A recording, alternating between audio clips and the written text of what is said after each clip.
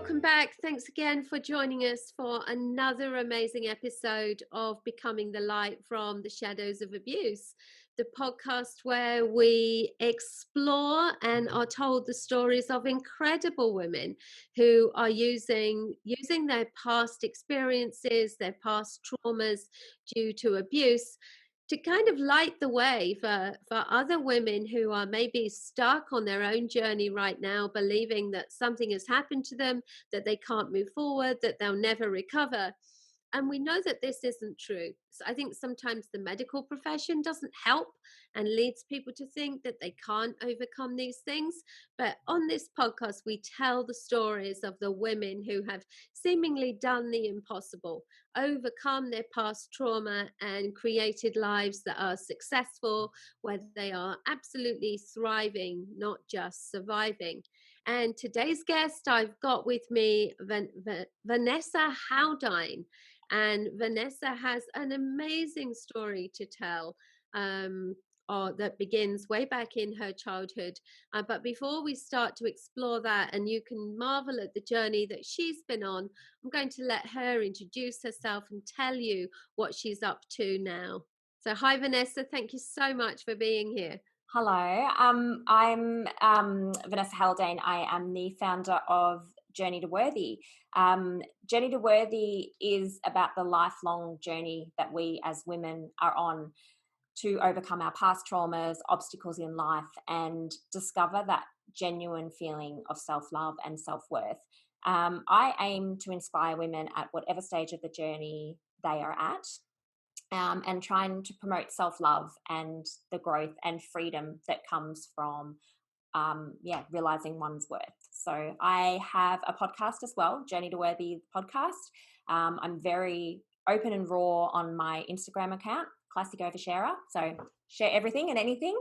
And I also have Worthiness merchandise, which with every sale, I always make sure I'm giving back to the community. So with each item sold, the buyer is able to select from a drop-down box a necessity item that they can donate to baby give backs, self-start boxes for a woman in need.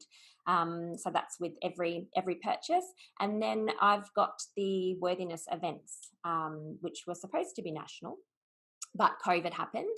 But yeah, we've got the Gold Coast event in September, and the events aim to bring women together again at whatever stage of the journey they're on. And these events have a point of difference in that they are all inclusive. They're not just for mums in business or women in business. It's just if you identify as a woman, you are welcome. Abled, disabled, shy, outgoing, it doesn't matter. It is an event for everyone, and the Gold Coast event is wheelchair accessible and has an Auslan interpreter on stage so that our deaf community can be welcomed as well. That is truly amazing. I cannot believe that you're doing all that. And I love what you're doing with your t-shirts where, I think once we find success, it's important. Like, I think for all of us that have been on a healing journey, we all have this desire to give back because we're so grateful for where we get to, the help we get on the way, just the gratitude we have and the joy that we find in life. So we have this desire to give back. And I love the option you have of doing that. So this great movement that you're creating, Journey to Worthy, beautiful word, worthy, because we all are. So many people don't recognize their value and their worth. But I know that for you, it's been a really long journey to get here. Yes. You went through an awful lot. And I know that there are women, probably men as well, listening who are thinking that they really are stuck, that who they have been led to believe they are is who they really are, that events have happened to them that they simply can't overcome, put past them. And it's women like you telling their amazing stories, and just really inspiring us with where you are now, that are really leading the way and showing people that there is life after abuse. So take us back to where all this started for you, so people can understand the journey that you've been on and maybe help them unravel some of what they're going through for themselves. So for me, my earliest memories are of sexual abuse, unfortunately, at the hands of my grandfather. Um, at the age of 8, it was actually my brother. I had been telling my brother in a joking way, it was funny to me a little bit because it was rude parts. And, that's how I remember thinking about it, giggling about things that I'd seen or had happened. Um, but I knew that it wasn't okay. It didn't feel okay. And I did speak to my brother about it. And he was a few years older, old enough to know that it's not funny. So I was 8 when he came into my bedroom and said, Ness, you need to tell mum and dad or I will.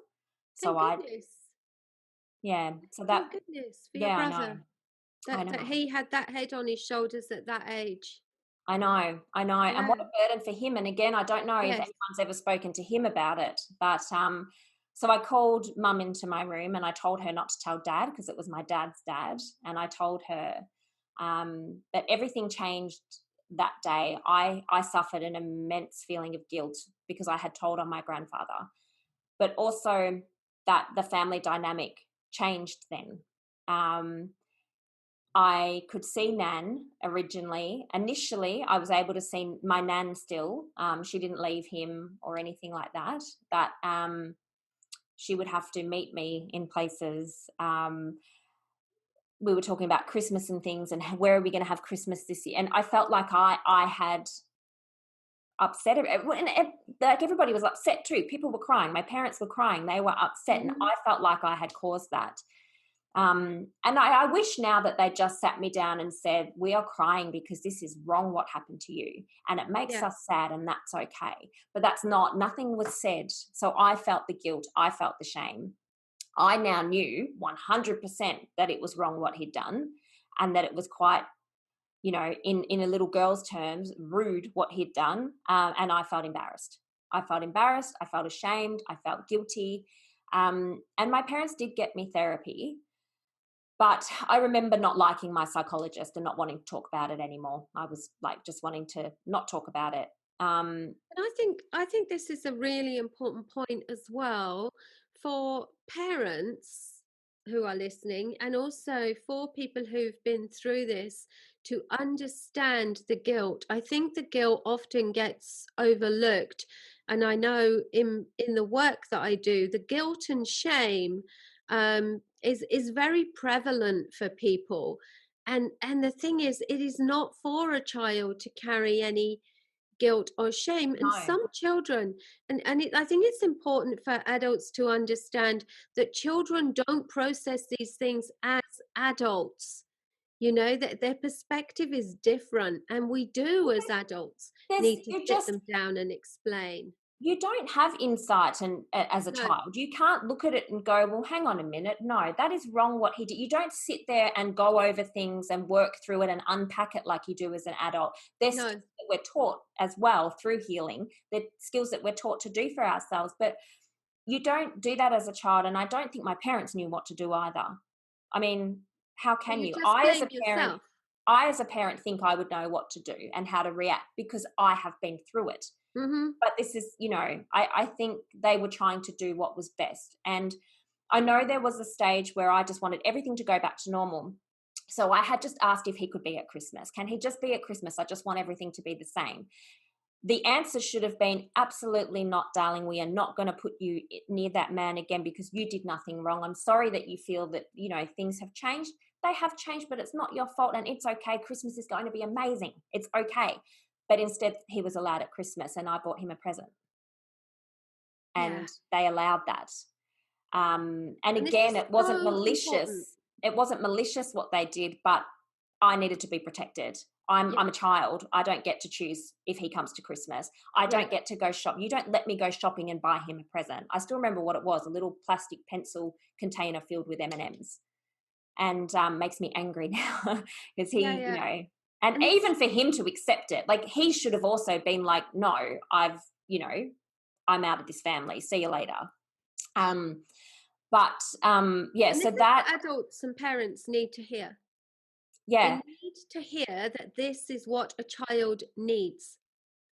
A yeah, child needs support. They need protection. They need to know that it was not their fault. and that yes, if the family have changed, it has changed, if the For the dynamic better. has changed, but it's not their fault. Everything And that was I done to think them was it's wrong. I think it's also, if there is anyone listening who has a child who's been through this, commend them on telling you and commend them on doing this amazing thing and being so brave. And yes, things have changed, but that's okay. You are so brave. You are a superhero, like build them up. Like, yeah, I told on this person. Good for me. Like, you're like a policeman. This person's now not going to do this to anybody else. How amazing are you? Like, I feel like empowering that child to know that what they did is by, telling and revealing the truth is so wonderful. Yeah, It's not bad at all. It's actually amazing. And I'm not saying that the parents can't show that they're upset, because it is upsetting, and you're allowed to show your child that what the hell has happened to them is not okay with you and it has upset you. But I think really give them that positive feedback about revealing what happened to them, and that they can come to you with anything, and that it's okay if someone gets in trouble, as long as you're telling the truth and keeping yourself safe. It's yeah. because what we forget, you see, our job as adults is to protect the most vulnerable. Mm. Protect the most vulnerable. And we forget that often children in these situations, the abuser is telling them not to tell and is threatening them in Yeah. various ways. So they are scared because they are vulnerable, they are powerless, they don't have a voice, they don't have options. Yeah. So was that in your case as well? What had made it difficult for you to tell? He never threatened me. He did tell me not to tell, like, Yeah, don't tell, like, come on, like, this is just between us. And the abuse with him was not only physical, it was visual things that would be done as well. But he would also write letters addressed to other little girls, but obviously meant for me. And he would leave them in places I would find them and read them. And I just remember this real sense of secrecy. And I just knew that I couldn't tell. I couldn't tell, like, and that I might get in trouble. And because I think I was so young, I don't necessarily remember what grooming techniques he did to lead me to that stage, but I 100% know that he did.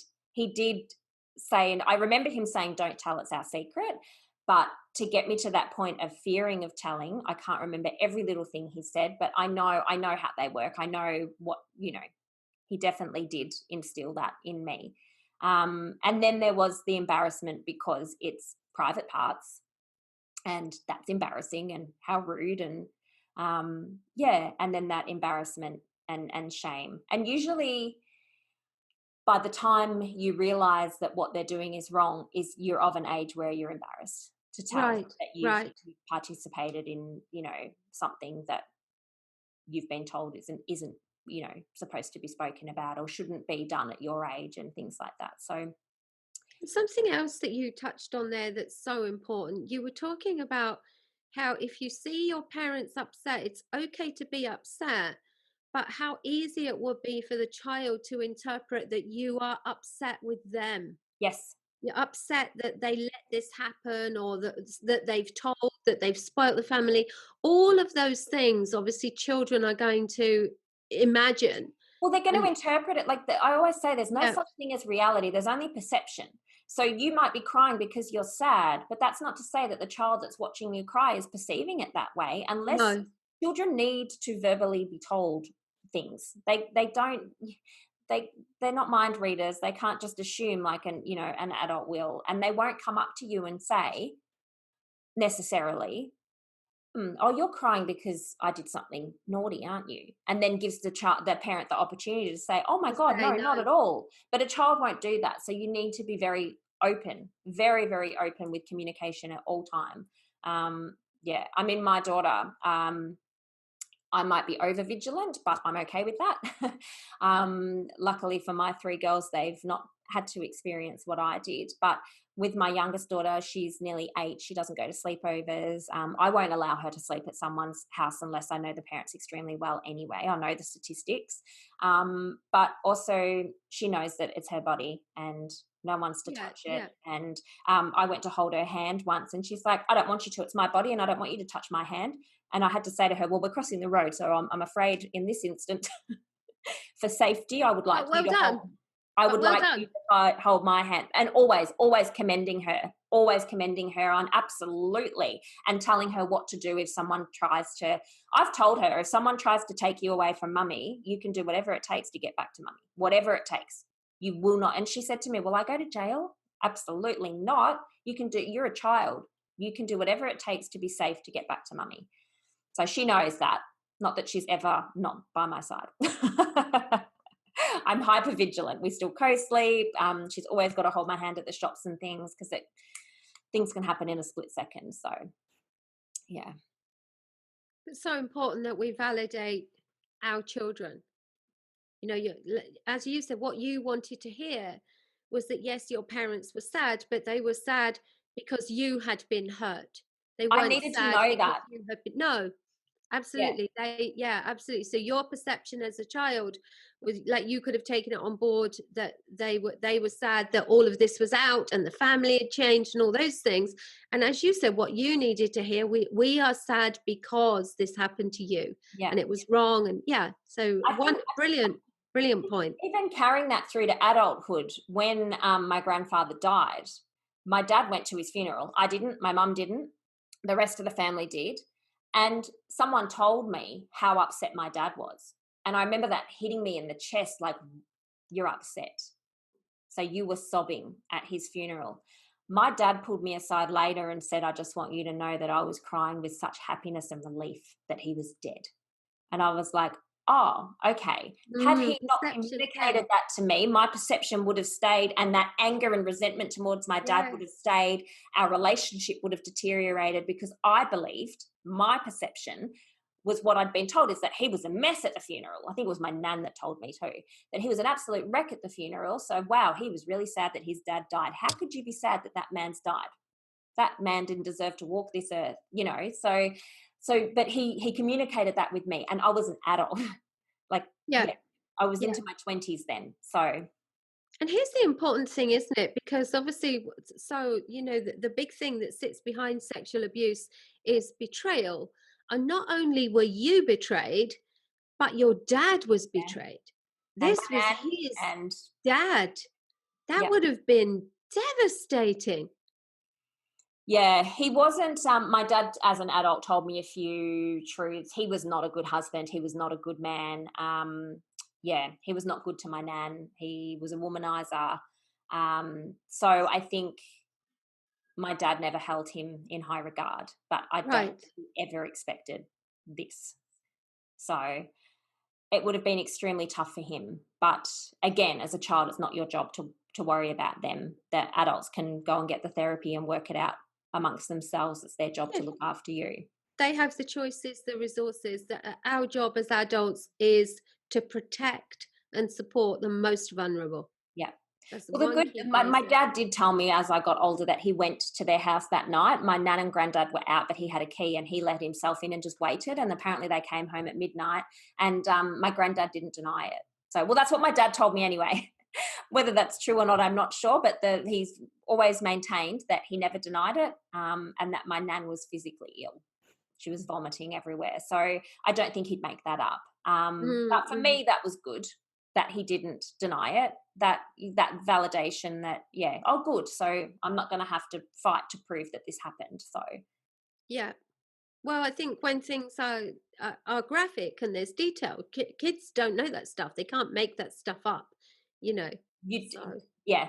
Now knowing I have an 8-year-old, and it's really, I'm finding myself now that she's turning 8, and that's the age I was.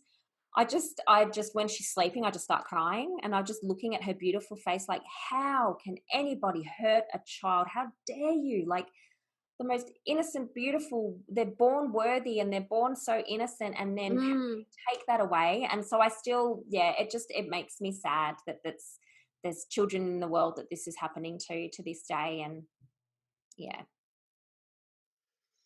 so obviously we've spoken around quite a lot. So tell us what happened to you from there. So I would love to say that after that I was magically okay and ended up living the life I'm living now, but it's taken a lot to get to where I am now. And the guilt and the shame carried right through. And I did hold resentment towards my parents. So I started acting out. And I remember being at school and laughing along with the other kids, but feeling so different inside. And I think looking back now that it was that I had a secret, and things had happened to me that they hadn't happened to them, which for all I know it had, but you don't talk about that stuff in Yes, high child's school. So perception. yeah. Yeah. And I just remember feeling different and wanting to do whatever it took to not feel different and just fit in. So tried smoking at 12, and I would just adapt my personality to whatever group I was with, to try and fit in somewhere.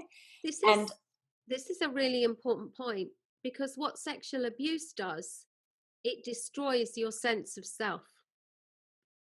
well, you've Always. experienced things that you know are not supposed to have been experienced. So when you're hanging around other people your age, you also feel a lot older than your peers. That's something that my mum said, like I was an adult at 8, according to her. Yes. I was very, like, I'd lost that innocence, the innocent Yes. happiness that a child has. Um, Yeah, you've and I, entered an adult's world yeah, in a exactly not right. very positive way. Exactly right. And I think there was that, yeah, that not feeling like everybody else. I could fake the carefree personality and whatever, but I didn't feel it. And I just wanted to belong. I also noticed from a very young age that, because I was sexually aware, I based my worth on pleasing men. So I wanted a boyfriend Oh, very, very good point.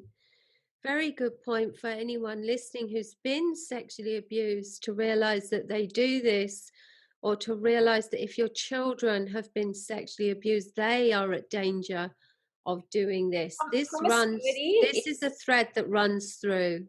And this is something, one of the reason I'm trying to empower women, without judgment, because I've had women on my podcast who have hold a lot of shame with drug addiction. I don't judge you. I'm not going to call you a junkie or anything. There is no judgment. And the reason I feel it's so important is that I remember girls at school talking about a girl and calling her a slut. First of all, she might be, if she's of consenting age, she might be a healthy female who enjoys a healthy sex life consensually, safely, and is empowered and perfectly healthy and happy to do that if she wants. Or let's say she is quite promiscuous because of a history of abuse and trauma. Do you think calling her a slut is going to help her, or do you think it's going to affirm for her that everything she believes about herself is true? It's true. Nothing but a slut and worth nothing but sex. I think it's so important for women to understand that and to not call each other those things. And if you do see a friend being promiscuous, don't brush her off and call her a slut. Bring yourself further into her life, see if it's a consensual way, if it's a healthy sexual life, or if maybe something more is going on, you might be the one that can help her. So I think that's really important. I heard that word a lot at school. And not that I was sexually active, but I wanted to be. Very young, I wanted to be. I remember being in grade 4 and not understanding why I couldn't go on a holiday with a grade 4 boy just on our own. And it must have been so frustrating for my mum, but I'm like, he said he's going to take me on a holiday to Bondi Beach. Why can't I go? Mm. Grade 4. Yeah, because It but makes you've no been sense. introduced to sex, so Yeah. you can't unknow what you know. You can't unsee what you see. I was expecting an adult relationship Right? in Yes, grade 4. yes. So, and that's that. So much of that has come through healing, realizing now the things that I was thinking, and then obviously through high school, everyone was getting boyfriends. I just felt like no one was attracted to me. I valued myself on my ability to please men, and I remember one guy had said, after I ended up in a relationship and the school found out that I had had sex, one guy came up to me and said, "Oh, well, I would have dated you if I'd known you'd do that," and it just reaffirmed that. Oh, of That's course, what because you that's need all to I'm worth. do. Yeah, Yeah, that's yeah. all I'm worth, and that's how I get a man's love and attention. So I did. I It's funny now looking back. I had a friend, and this guy wrote this girl, my friend, a letter, and I was like, oh, I want a guy to write me a letter. Why won't because he obviously really likes her if he's writing her letters. And then his friend said, oh, write Vanessa a letter, write her one. She'll probably go out with you. And he did, and I did. But the letter thing goes back to my grandfather leaving me letters Ah, yeah, yes, of course. and how excited I'd get for the letters. And Right. yeah, so I got the letter and I link it all back to that now. So I'm like, okay, so this letter is for me and this is, and I wasn't attracted to him and he became very possessive. And I used to hide at lunch behind a desk on wet weather days, and my friends would say she's not here. And then I said to him, look, I want to spend maybe lunch with my friends and I can spend recess with you, or vice versa. But I don't want to spend lunch and recess with you and completely ignore my friends. And what I got from him was complete nothing. He just ignored me and made me feel worthless. And it was the worst feeling that I said, okay, whatever you want, whatever you want. Mm. So that I was only 14. And so I stopped spending time with my friends. And then slowly the abuse started. So he hurt me physically for the first time at the age of 14, and that got progressively worse. And yeah, so I would run away to go to his house and stay over at his house, because obviously my parents were quite protective, and how else were we going to have sex if we didn't run away, if I didn't go and stay at his house, because his dad didn't care.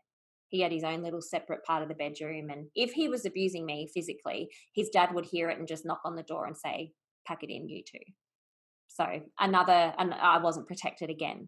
Mm. And his dad was aware that he was hitting me, very aware. I used to yell out to him to help me and he wouldn't. And so yeah, it comes back to that, you're not worth it. No one's protecting you And because this this is what you shows deserve. this shows the extent. This is what I want people to understand, and this is why I thank you so much for everything you're sharing, because I think it's very rare that we get an insight like this into how deep and how early the damage is done. It At damages your 14, developmental brain. There is no yeah, oh yeah, way absolutely, yeah, that it can't. yeah. So yeah, I couldn't explain at the time why I was feeling the way I was feeling, why I was making the decisions I was making, but I did. He used to hit me on my arms, my feet, my hands. And for a boy of 15, 16 to know to do that is quite scary to me now. I don't know where he learned to do that, but he knew not to hit my face. And he had a father. His father was his role model, and his father wasn't stopping him. So, well, that's true, but just the fact that he hit it, and I was asked to, for the year 12 photographers, I was asked to model for them, and they just for their photography students, and they put me in a dress, and they said, "Oh my goodness, so the bruises all over my arms," and I said, "Oh, I fell down the stairs at would have been 15, making that lie that you associate with grown women. I didn't think teenage girls got physically abused. I associated it with married women, like you see in the movies. You don't hear about domestic violent relationships at school. You don't hear about that. What I see in the movies is married women getting beaten up, or and that's, so I wasn't expecting it to happen to me. But yeah, I was making those lies, like, yeah, I fell down the stairs, and the photographer was like, and what, landed on both arms? And I said, yeah. Of course, they would assume maybe her parents hit her. mhm. They wouldn't assume that my boyfriend did at that age, but they had to give me something to cover my arms for the shoot. So I remember feeling embarrassed, shame again. But I did cry out for help, in that it was the middle of winter, lived in Melbourne, and I went down in my summer pajamas knowing Dad was in the kitchen so he could see all my bruises. And I pushed my way in front of him, made sure he saw them all, and he said, "What's all this?" And I said, "I think you know." And he did. He did know. He sent me straight upstairs to Mum. I told Mum everything. Mum took me straight to the hospital. I was given morning after pill. That was the first time I said to Mum, if someone hits you until you say yes, it's not rape, is it? Because you've said yes. And I remember her breaking down and saying no. If they force you to say yes, that's rape. If it's not you willingly, enthusiastically saying yes, that's rape. But I didn't know. I didn't believe I'd been raped, because he wouldn't leave me alone until I said yes. So I believed that that hadn't happened. At the hospital, they did a diagram and they showed mum where all my lumps and bumps and bruises and everything were. My sternum was extremely bruised. They asked what happened. I told them he kicked me. And they said, do you know how close you were to being dead? The sternum, if that gets kicked in, you're dead. It's going to puncture your lungs. You're gone. There were a time where he strangled me until I passed out. Still 15-year-old girl. And my mum said, get the police in here. Like, what is going on? This is terrible. And they said to mum, it's not that bad. Oh, wow. Yeah, they did. So, and that was in front of mum. It's not that bad. And I remember thinking, oh, it's not that bad. Because again, I was like, well, I don't have the black eye and the bloody nose like you do in the movies, because I have been hit everywhere else. And not just that, it's the emotional abuse as well, that being told I was worthless and good for nothing. And I just remember thinking, well, it's not that bad. It's not that bad. And that was in the back of my head, well, forever. So he never got prosecuted or anything. So he went on to be a man who abuses women. So what happened was, mum was still able to make the decisions, I guess, and a restraining order was taken out. But we were allowed at the same school still. He just had a different lunchtime. So he was allowed to go to school. But I walked back into school. I had not one single friend. I got called a slut. I got called a bitch. People spat at me because they believed that I'd made up this story about him. So he was king of the school. He still had all his mates, and everyone just detested me, and just no one believed that because he was really sporty and popular, and no one believed that he would ever do this. So, and I was at the train stop waiting for my train to go home, and he popped up one day and he promised me that he completely changed, that he never would hurt me again, that everything had changed, and I wanted it so badly. So even though the restraining order was there, we got back together. So to hide from the restraining order, he used to catch the train with me all the way from Glen Waverley to Camberwell, and then he'd catch it back by himself from Camberwell to... Can I ask you something there? Something very important. Mm-hmm. You just said, I wanted it so badly. And when you look at what it was, like, what was it that you wanted so badly and why? I wanted to feel wanted. I wanted to belong. I wanted to mean something to someone. I wanted to matter. This is what I want people to hear. That when your self-worth is damaged in that way, someone is better than no one. And it's not that bad. Yeah. And you had been betrayed, like, by your mum and dad, although they didn't see it that way at the time. That's how you felt by your granddad. And yeah, your self-worth was in the gutter. To hear you say that, I wanted it so badly. But we can see how these patterns develop, how these women end up in hospital half dead and just can't wait to get back to that person. They make you believe that no one will love you like they do. And when he loved me, it was with a fierce passion that I believed would never, like, no one could ever love me this much. And he only hit me because he didn't want to lose me. That's how much he loved me. Like, he was willing to kill me rather than, and for me, I felt so important and ironically so loved. Mm-hmm. The opposite of love. But I just felt like someone is willing to kill me because they want me so badly. Wow, he really loves me, because they've conditioned you that and way. Also, you had a very early conditioning that abuse and love go together. Yeah. Because you had every reason to believe that your granddad loved you, but he abused you. And the trouble with that too is, like, I try and explain to my friends, even when I talk about it, that I still wanted to go to Nan and Granddad's when the abuse was happening. I loved going to Nan and Granddad's. I got pancakes in the morning. My Nan read us stories every night. And I had fun with Granddad as well when he wasn't abusing me. And it was a real... My parents said in hindsight, I would be like, yay, we're going. I don't want to go. I want to go. And they would get cross at me and go, for God's sake, you're going.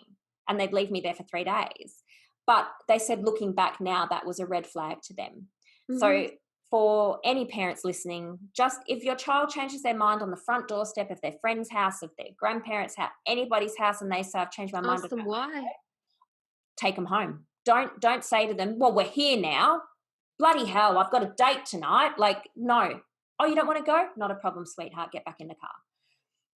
Don't ever make them feel like they have to go somewhere if they don't want to, because quite often their gut feeling, that you don't ever want to teach a child not to listen to their gut feeling. There's whatever the reason is that they've changed their mind, that's fine. Talk about it, but let them come home. So it comes down to our priority has to be protection of the vulnerable. Yeah, it's funny you say that, because my husband and my parents have since passed away, but we don't have any help here. So I've got 2 older girls, but with Kalani, we have never had a night away together or anything like that. And we're not particularly fussed to. We're like, it's okay, this is our job. We chose to have another child. This is our job, and we're all right with it. We'll make time for each other when we can. But we don't really have anywhere to send her to be babysat. And she doesn't want to. She doesn't want to go. And we're a really good team in that neither of us go, oh, bloody hell, well, great, now we've got no time alone. We both just go, oh, well, that's okay. One day. It's what we chose. And this is the important thing as adults. Choice. We choose. The children don't choose. No. We choose. And when you choose to have and a they're child, not an inconvenience. They're not an inconvenience. It's a bloody hard job, but they're not an inconvenience. And if they can't be looked after, oh, well. Like I remember when I'm jumping ahead here, but the man that I've been talking about who was abusing me, I ended up having a baby with him. And I remember arguing with him, just change a nappy, please, do something, and arguing over, no, it's your turn, it's your turn. I remember being so young, but catching myself going, that's fine, I'll change her nappy. It's not a chore to me. It's not a burden. We're not going to argue in front of our child and make her feel like looking after her is a chore or a burden. Right. Something as simple as a nappy change. You don't want to do it? That's fine. Bring her to me. I'll do it. Oh, she's not settling? Okay, no worries. And I've done it with all my children. It's hard, but I'm never going to say, no, I'm not putting her to sleep. It's your turn. It's my honor and a pleasure to put you to sleep, darling. Let's go. Don't ever make them feel like they're so much of that self-worth comes together from childhood, from their parents. Smallest of gestures that we do that we don't think change people, and it just does. Those little things. And I also think there should be we need to look at what we say, because we talk about having children, and what we should talk about is like having a dog, having a pet, and what we should talk about is loving and caring for. Not I want to have a child. I want to love and care for a child. I wonder how many people would stop and think, I want to love and care for a dog. Love and care for a cat. It's not about the having. Our job is to love and care and protect and nurture and cherish. Have is the wrong word. I had my first 2 children young, and then when we talked again about having Kalani, I said to my husband, we need to sit down and we need to work out whether I can afford to stay home, because I am not, if we have a baby, I'm raising her. I don't want to go to work. And I know that's not the scenario for everyone, and there is zero judgment. This is what I wanted. That was yours. Yeah, this absolutely. is what I wanted to do. That is within me. I so desperately want to stay home with my children. I'm happy to work from home. I don't find joy in working outside of the home when I've got my children. I just don't. That's just me. And it was important that we had that discussion first, because I know so many couples who have the children and then they tackle well, no, I don't want you to go to work. I want you to stay home. Or you need to go back to work now. You need to contribute financially, when that pull is to stay home and do the job of raising the children. Mm-hmm. So yeah, it's something that needs to be discussed a lot before having a child. Yeah. And it's funny, isn't it? It's amazing that people don't. No, people just assume.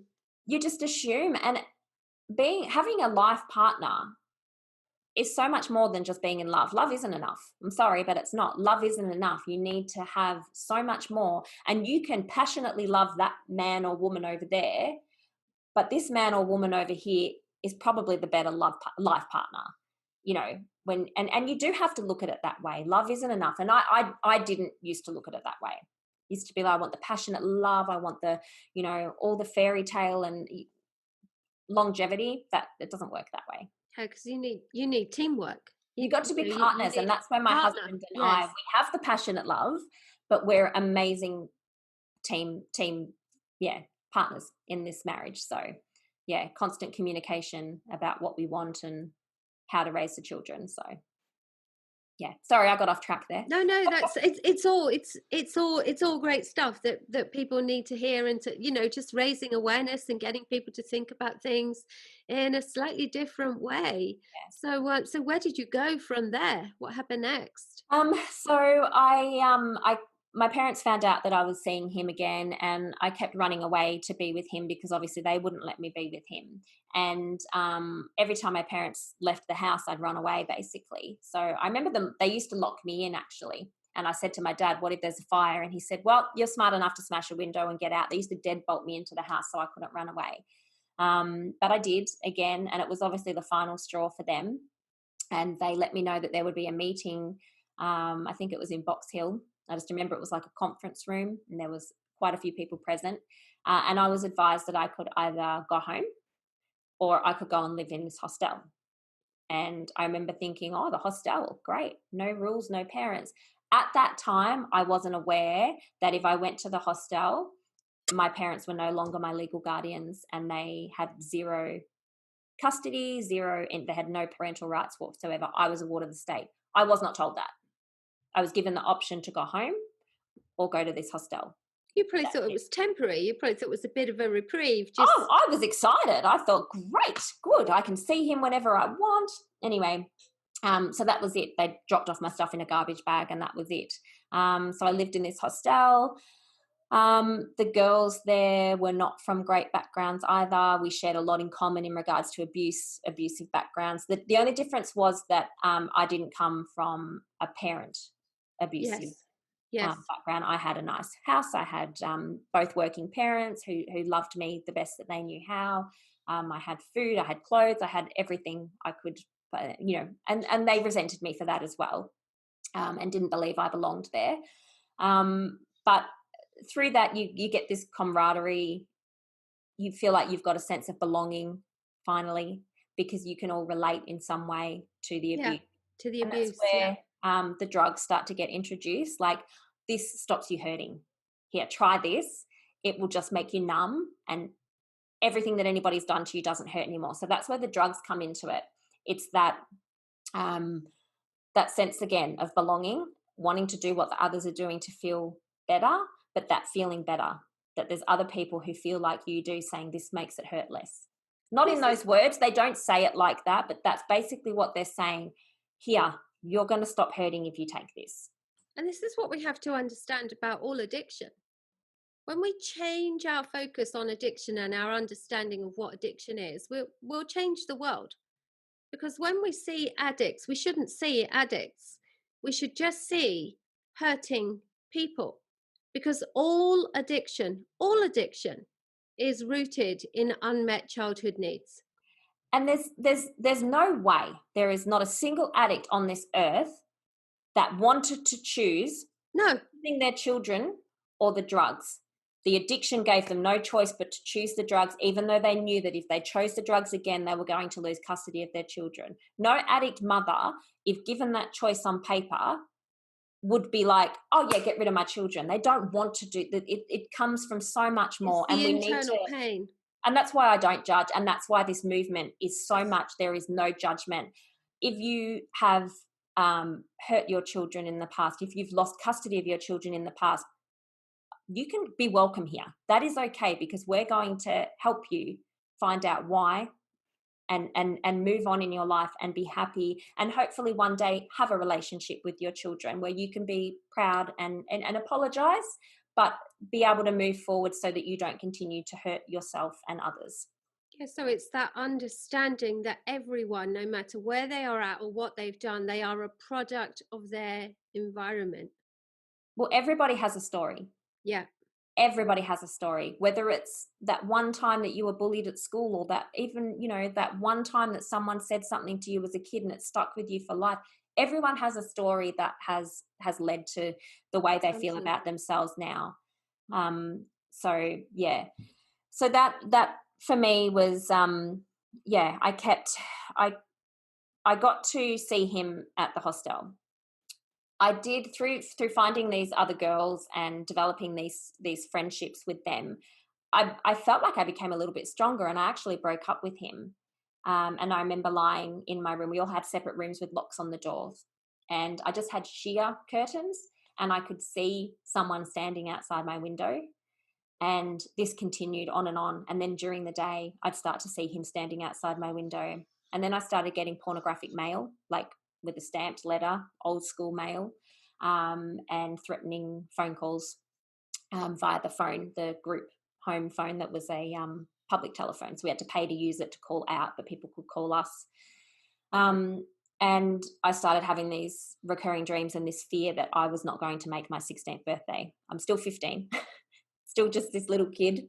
And it was just this fear so deep inside that I decided to run away from the hostel. So I did that. I spent my first night on the beach. I celebrated my 16th birthday in a caravan at a caravan park, because that's all I could manage to afford. Some friends had come and met me there to pay for it. And after a little while, I rang my mum from a friend's house, and she convinced me to be brave, to do the right thing, and to come back. So I came back to the hostel, and the police were waiting for me. They took me straight away. I wasn't allowed to grab anything, wasn't allowed to explain why I had And run it's away. important this is important to say at this time. All of this is happening to you, and you have done nothing wrong. You are the child that has been betrayed, let down, violated, abused, and all of this is happening to you, and none of it is your fault. No. And at no point did someone say, "Oh, come over here. Let's sort this out. What has happened to you?" You Yeah. know, like just that empathy. So I got put straight in the police car, treated like a criminal, and taken straight to a lockup in the city. And there was bars on the windows, and I had to go through a process of being strip searched. All the clothes got put straight in the wash, and they gave me something to wear. Got treated for head lice. Everyone gets treated upon entry. And the first night I had to sleep in an observation room, so being watched, wonderful, which for me was really traumatic, because that's something that my grandfather used to do, was stand in the bedroom door and watch me all night. And I just used to not be able to fall asleep. So that was quite traumatic for me, being watched while, trying to sleep. And then when I woke up in the morning, I walked out and I was able to meet the other girls downstairs, and they all threatened to beat me up or kill me, and I was just, I ran away because I didn't want to be killed. And now you've put me in here. And why does everyone want to hurt me all the time? Like, am I that much of a What's wrong with me? garbage that everybody just wants to punch my face in? Like, and I just remember like that awful feeling of, you're so disgusting. Like everyone just wants to beat you up. You're gross. And I rang mum. They let me use the phone. I rang mum, and I was a mess, shaking. I was so scared. And I said, I can't stay here. You have to let me come home. And she said, no, this is your punishment. You have to do your punishment. Anyway, long story short, I ended up becoming quite like friendly with those girls during that time. We didn't carry on a friendship afterwards, but these girls on the surface were quite rough. There was a 12-year-old prostitute in there. She'd been taken in because she was prostituting herself at 12 years old. The staff there were amazing. They were so good. They understood that we were just children and none of this was our fault. We didn't quite talk about it, but they would let us have a smoke on the balcony, and they'd just sit there with us and have a smoke and just talk. No judgment, no trying to be the authoritative. When they needed to be, they would be, but they just talked and let us be. And I found that we all reverted to the age we were meant to be. So the 12-year-old girl started colouring in and stuff in the art room that we had. And Right. we all just started, because there was no drugs in there. There was nothing, we had no choice but to play board games or do whatever, or watch. I remember we watched Jurassic Park for the first time, and watch movie nights together. And I was in there over Christmas. My mum really pushed for them to keep. So the maximum amount of time you could stay in there is 3 weeks. And my mum, I don't know how she had any pull, considering she had no legal obligation, but I was in there for 3 weeks and 5 days because mum wanted me in there over Christmas and New Year's. So I really got the message that I'd done something wrong. over Christmas, the staff again were fantastic. They put up a tree. We all got to help decorate it. They reached out to local businesses, and the businesses donated presents for us. So we got presents to open Christmas morning, which was so. I remember it to this day. We got Mitch Dad boxer shorts, a Body Shop pack, and these businesses. These businesses didn't think that we were pieces of garbage. These businesses were like, no, let these girls have some Christmas presents, even though they're in a lockup. They are worthy of enjoying Christmas morning and getting gifted. Right. And my mum was furious. She said, you do not reward bad behavior. And that's what she said to me. None of you deserve presents. You deserve to wake up with nothing Christmas morning because you do not reward bad behavior. I remember So can I ask you, what did your mum think your bad behavior was? Oh, like there doesn't seem to be anyone making any connection here between the fact that you were abused and violated and made to feel unworthy, and that this has influenced your life ongoing to this point. No one is making that connection, which to me in the work that I do is it's astounding. Yeah, it is. And you look at delinquent teens now, and I'm studying counselling now. I just want to do this for the rest of my life, is help women, and I want to be able to do it on a professional level, not just through social media and with events and things. I want to have a counselling practice and help women off internet as well. And I'm learning so much about how when those needs aren't met when you're little, those developmental needs aren't met, that the percentage of chances of becoming a delinquent teen, well, it's almost like It's not very if, high. it's when you're going to become a Mm. delinquent teen. Yeah, because it And takes away your sense of self and self-worth. yeah, yeah. So so yeah, Christmas was Christmas, and they did try and make it really lovely. My parents did come and visit me that day, but they didn't bring me any presents. My auntie did. It was a pair of Vans. It's amazing how your memory just, is so photographic in traumatic times. But yeah, no, they didn't bring me anything and made a point that, I wasn't allowed to. And then New Year's, I still don't enjoy New Year's. I still haven't ever been to a New Year's Eve party, because New Year's we were sitting on the balcony, hearing all the parties, hearing everyone having fun, counting down the New Year's, and we're behind bars on a balcony, because all the balconies were barred in. And yeah, so that experience was, I would say, a positive one, even though the kitchen was locked and the knives were counted every night, and it was still a positive one. I've would like to say I've taken something positive from that, but because I had been naughty and had to go to lock up because I absconded, I got put in a group home that was like a tier below. So you've got your independent living, then you've got the all girls group home, and then you've got this other group home, which is where the really delinquent children go, apparently, and it was mixed. So I was living with an 11-year-old boy, a 12-year-old boy, 11-year-old boy who hadn't been to school since grade 4, and a girl who terrified me. But she terrified me, but I wanted to fit in, so I started hanging around with her crowd. And at some point there, I decided that I wanted to change. So I enrolled in acting classes again, because I had always loved acting and modelling. And I wanted to work my way up to independent living. During this time, I had been threatened with a gun with this girl. I had been group raped. I had had a gun held to my head, and told, either do this or I'm going to shoot you. And I don't know what strength was with me that day, but I didn't believe him. And I said to him, I don't believe that gun's loaded. And he said, well, it's loaded. I said, well, shoot that tree then. And he said, I can't shoot the tree. Everyone will hear it. And I'm like, well, you're not going to shoot me then, are you? Anyway, just dumped me. That's fine. Yeah, made my way back home with taxis, believe it or not. I never hitchhiked. I refused. I have been left on the side of the road with people. That's something I was absolutely terrified. I've never hitchhiked. But taxis, I would wave them down. And I would say to them, I have no money. I refuse to hitchhike. Can you help me at all?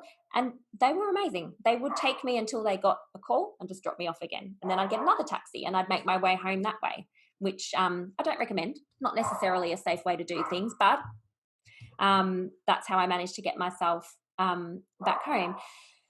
But yeah, I did ring mum and dad when she had pulled a gun on me, and I said, I can't do this anymore. Can I come home? And I was allowed to stay for 2 days. And then I said, can I just stay now? And they said, no, you can't. And that's when I found out that they had no right. They weren't allowed to keep me. So I was allowed those 2 days. It was over Easter, and that's when I found out that I wasn't even allowed to go home.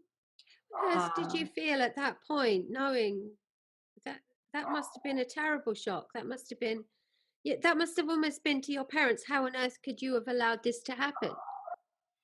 well, they never took any ownership, and until the day they died, they would make jokes about how I owed them for the things I had done. They were still, my dad, it was my brother's 21st. Yeah, it was my brother's 21st. And no, it wasn't. Oh, there was a party at my brother's house anyway. I can't remember what it was for.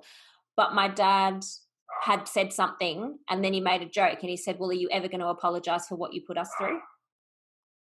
And I was just like, nah, you know, not ever going to apologize. And now looking back, I'm like, how dare you? Apologize for what? You apologize to me for not protecting me, for not doing more for me. You know, or let's have a discussion and try and work on this together. But how dare you ask me to apologize? So that's, yeah. I don't think they really ever took any ownership for that. But I wanted to work my way up to independent living, which is where you live with a carer, but she has a separate quarters, but you get your own room with a lock and you pay $15 a rent and you get to live on your own. I really, really wanted that.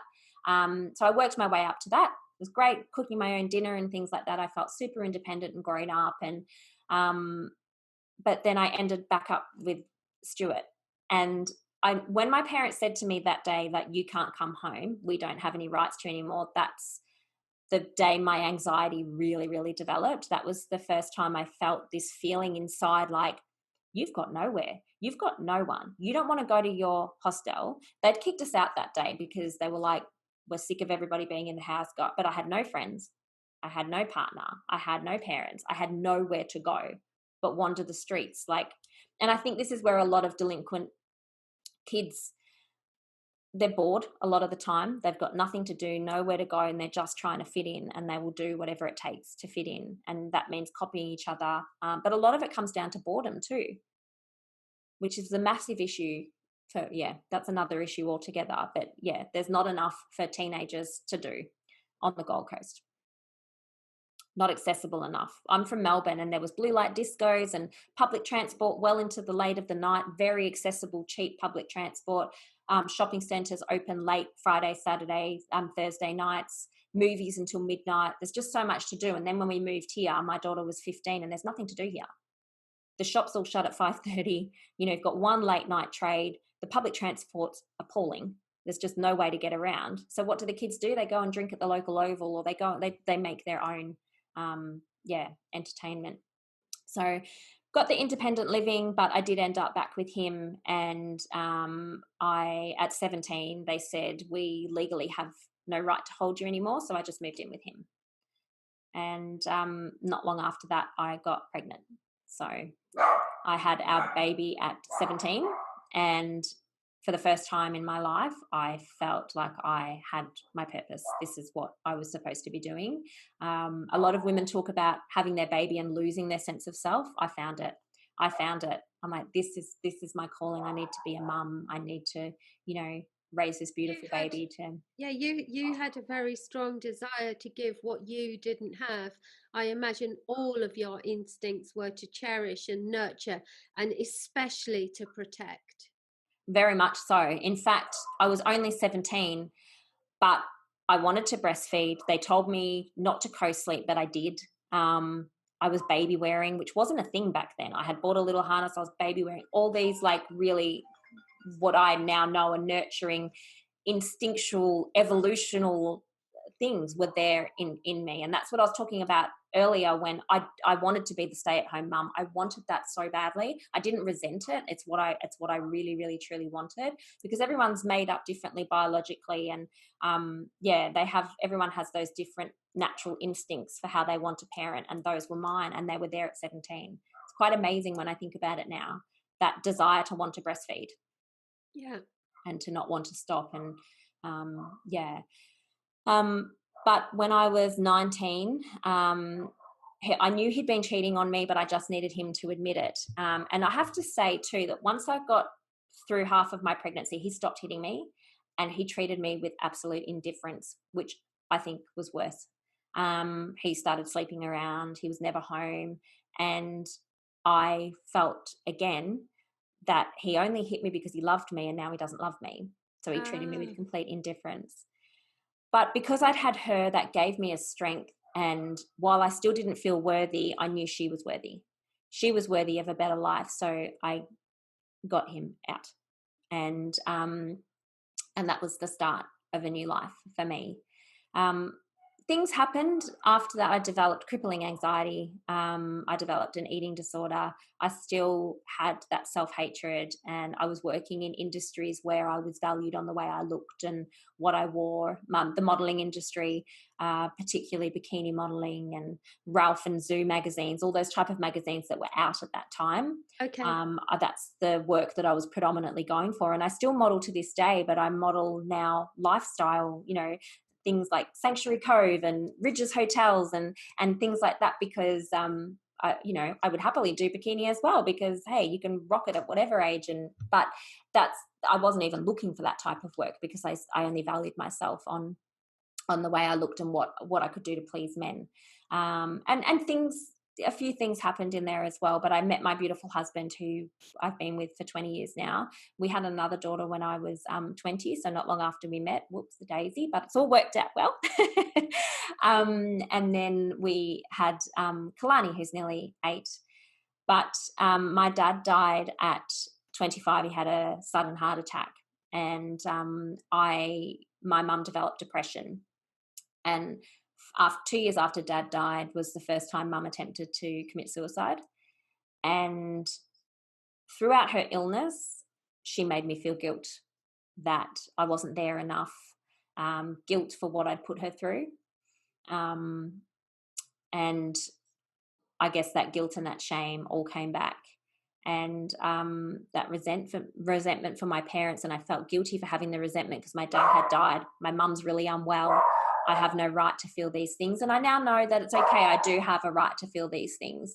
And having a parent with depression and being suicidal is hard. And it's okay to get very angry at them because they have a real victim mentality. But yeah, there was that sense of guilt as well. And sadly, at 31 weeks pregnant with Kalani, my mum successfully committed suicide. That's and a that lot for of me, emotion. I was very ill at that stage with anorexia and bulimia, even throughout the pregnancy.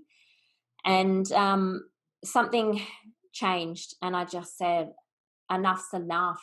Like, I had a real victim mentality of everything's happening to me. Like, everyone's abusing me, all this stuff is happening to me. And just something clicked, and I'm just like, no, you can take charge of your own life. Like, this isn't the end.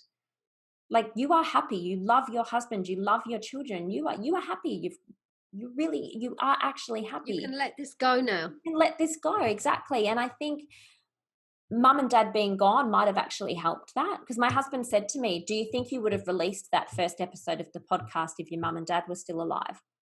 I said, Dwayne, I don't think the Journey to Worthy would exist if Mum and Dad were alive. I honestly don't, because that mum going was the catalyst for that. I truly believe. And so it really began more than 8 years ago, but really 8 years ago, where I was like, right, I need help with my eating disorder. I need to find out why I get such pleasure from control of food, and why I feel such a release when I purge. Why? We need to find out why. And we need to stop this, because I want to live a really long time. And I want to thank my body for getting me this far, and I'm going to stop abusing it, and I'm going to stop letting other people abuse it. And we're going to do this. We're going to find that self-worth.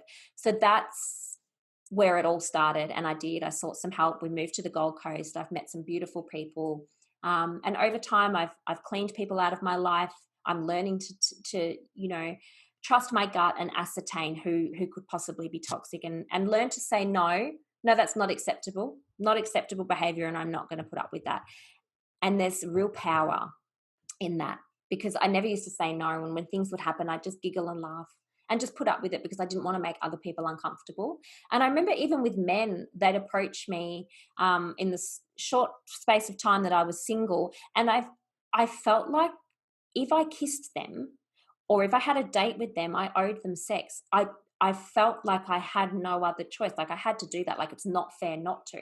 And again, that all comes down to the sexual abuse. If that hadn't Yeah, yeah. happened, the ripple effect of all of this wouldn't have happened. Now, I wouldn't change it for the world because I'm helping other women now. I wouldn't have my beautiful children.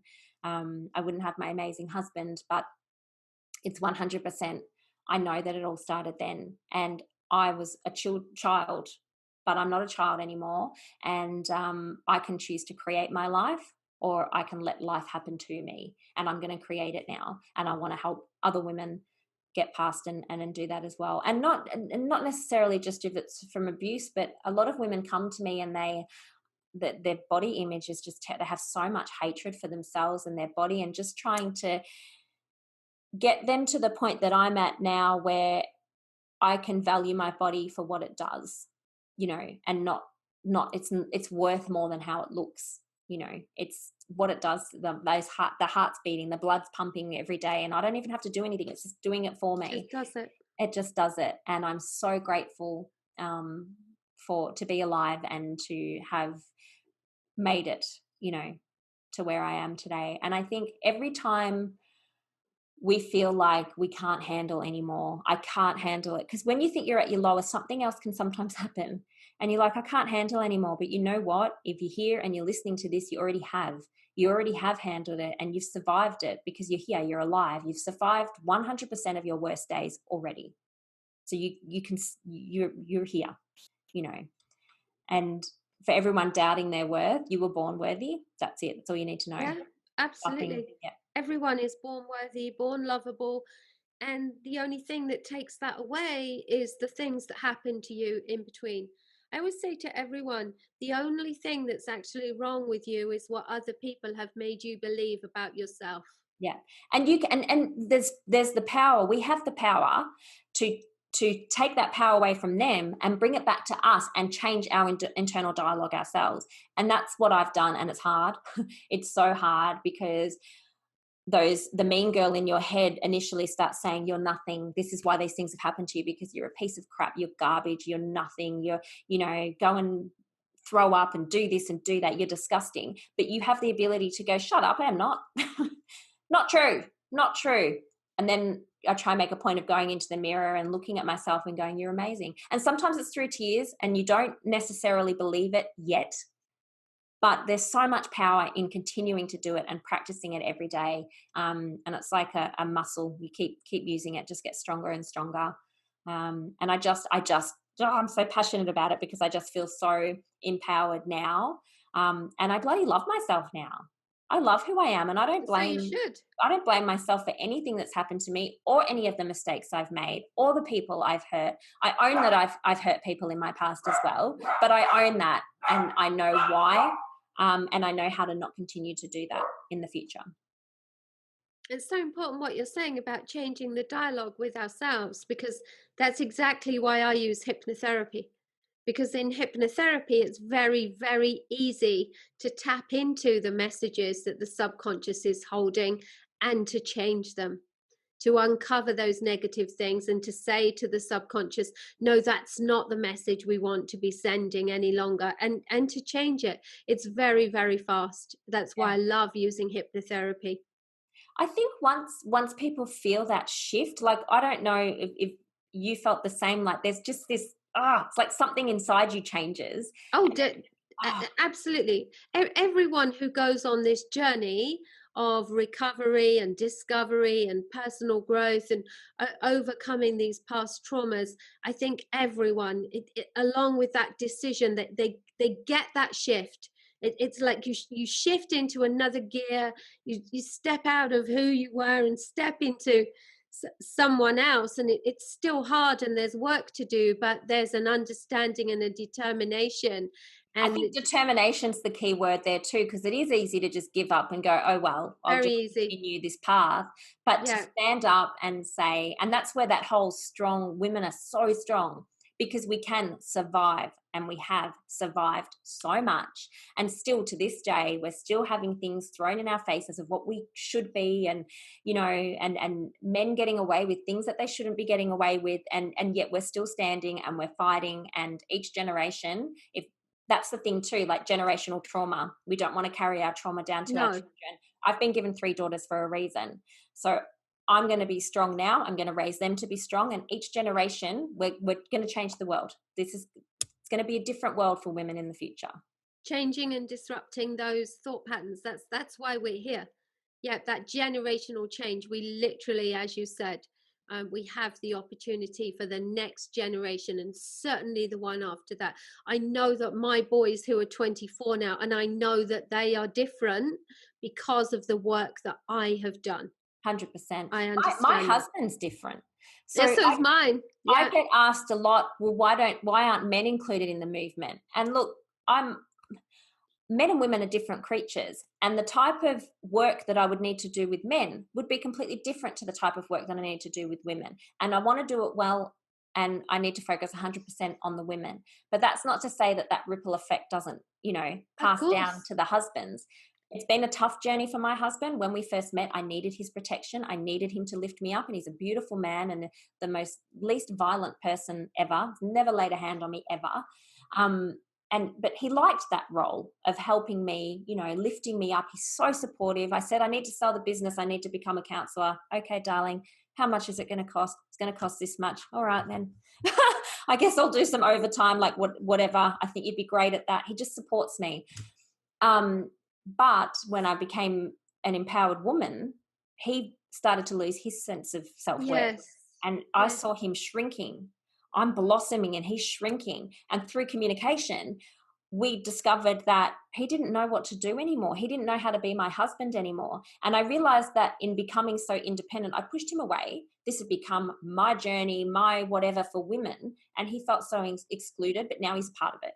So I involve him in my, I'm thinking of posting this to Instagram. What do you reckon? He's like, oh, nah, I reckon that photo. Yeah, caption's perfect. Like I involve him, or he'll say, oh, what about this? So, and women have spoken to him on Instagram as well, knowing he's my husband, and just he's opened up about his own journey with depression and his traumatic childhood as well. Not in detail, but just the fact that he has trauma, and opening up to other men as well.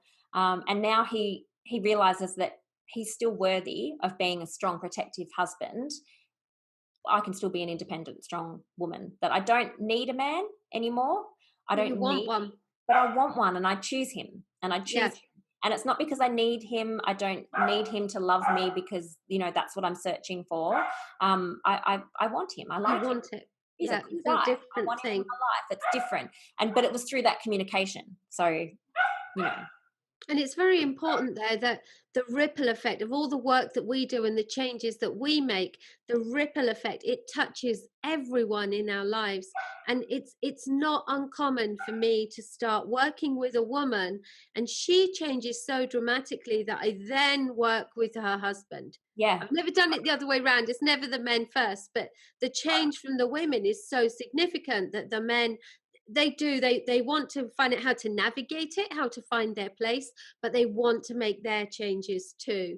That it's been fantastic watching my husband. He's like, where's my t-shirt? So I made him a t-shirt, and he's like, I'm worthy too. And then like finding out men don't use the word worthy. It's different to them. They don't use self-esteem, but I guess he found it quite emasculating that I was so independent when he'd based his worth as a husband on looking after me.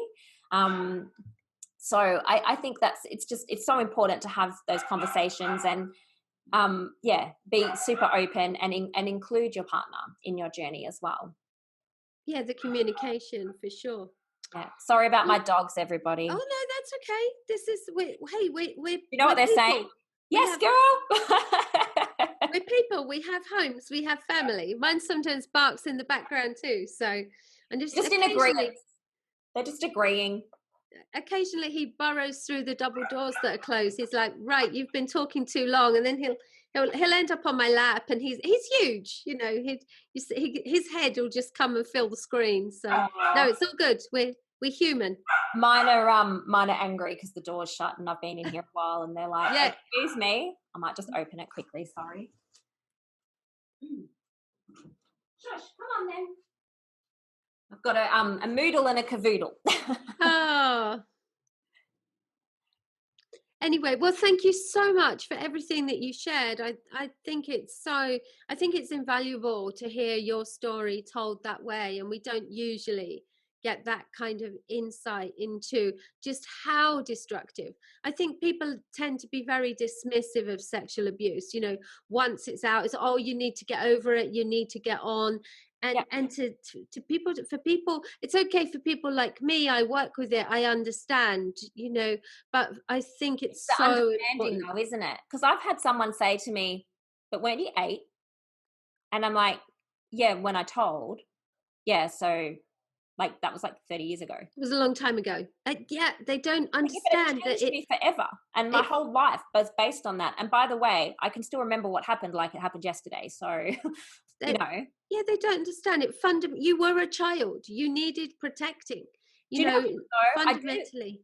I do like it when people say things like that, because I don't respond like I just did then. I don't respond defensively in any way, shape, or form. I use it as an opportunity to have Education. Yeah. yeah. Yeah. And usually they're like, "Oh, okay," and they'll be more gentle with the next person. But that's what it's all about, isn't it? Mm-hmm. Those little Learning. And moments of learning and changing. And that's why we're sharing these stories, so that we can help educate and help people to understand the reality of this. well, thank you for everything you're doing as No, well. thank you. And I'd love to be on your podcast. I was going to say you'll have to come on mine as well, Yes. because season 1's nearly done, but I'm recording for season 2. But every woman that comes on has their story, and again, it all starts so young. There's so much childhood trauma, and Yeah. it would be great to have you on and Yeah, I'd love to be share on some there. Thank you. advice. And And obviously, if you make sure we've got all the links, we'll share the links to everything that you're doing. yeah. But for people who are maybe not everyone is watching, some people are just listening. So where can people get hold of you and find out more about this journey to worthy and these events and things? Well, the website's the best place to go, which is www.journey/to/worthy.com. There you can access the podcast, you can access the blog, you can access the events, and more information about what the movement is, how it started, why, what it is, why.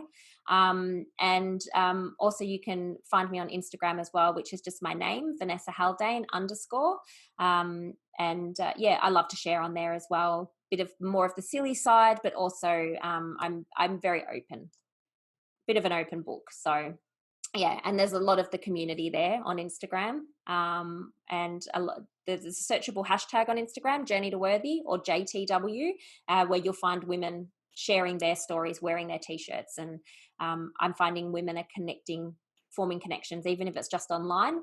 Finding each other, finding that their tribe, I guess, of people that understand, and everyone is on that journey to worthy. So no one's trying to bring anyone down. We're all just trying to help each other get to a better place. So it's pretty special. Wonderful. Well, thank you. Thank you for sharing so much, all your insights, and for the incredible work that you are doing. Really, really Well, thank you so much for having me, and I'll shoot you an email and we'll get you on Journey to Worthy podcast. Wonderful. All right, we'll talk again soon. Thank you. Thanks so much. Bye.